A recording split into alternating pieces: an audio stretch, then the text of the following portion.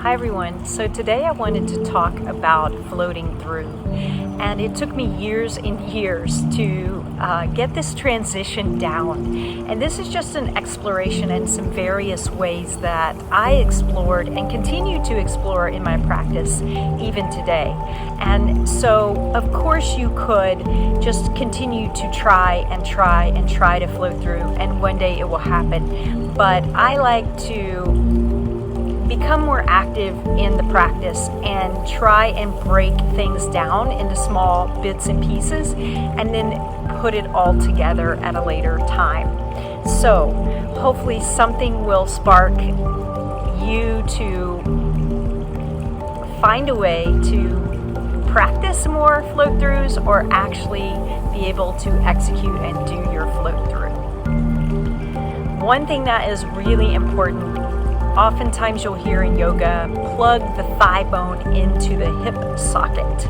So how do you plug the thigh bone into the hip socket? I'm going to talk you through that from the downward facing dog position. And so let's come into a downward facing dog.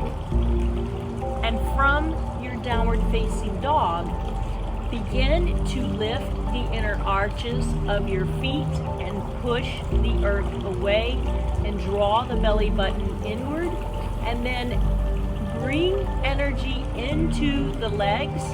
You can even make the toes nice and light by drawing them toward the shins.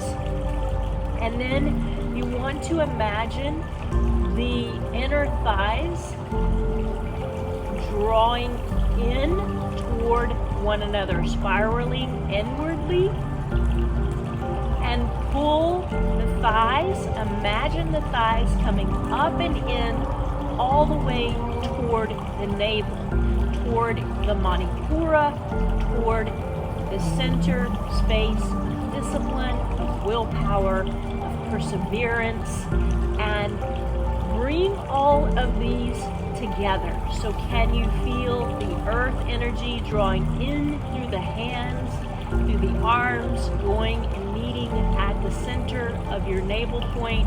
And can you feel the earth energy drawing up through the legs and into the pelvis? So you would want to keep that action. One way to do that when you're standing is to shift the weight onto the right foot. So I'm going to lift here so you can see. And then dorsiflex the ankle, draw the toes toward the shin, lift, keep the left leg straight, extended, and lift the heel. Imagine the heel coming all the way into the navel point. That creates a little bit of lift here, a little bit of a sway, as if you were doing a cat pose. To get into the finer points, you want to have a bit of the cat pose versus the cow pose of the low back, of the spine for that matter. So let's do the other side.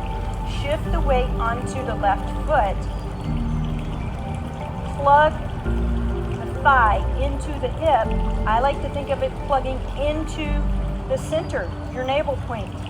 Draw the toes towards the shin, flex the ankle, pull that up as high as you can, and then a little bit of a cat pose in the low back, in the spine, all together.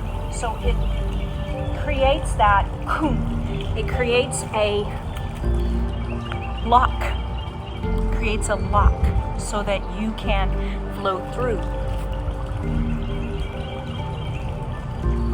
Everything drawing in, resisting the earth, pulling in, inner thighs lifted, belly engaged, triceps drawing toward one another, resisting the earth, bend the knees, flow through. Also, later on in the video, I'm going to show you a picture of a slight curve. I like to think of it like a gentle smile. Now, what does that have to do with this? I'm very visual.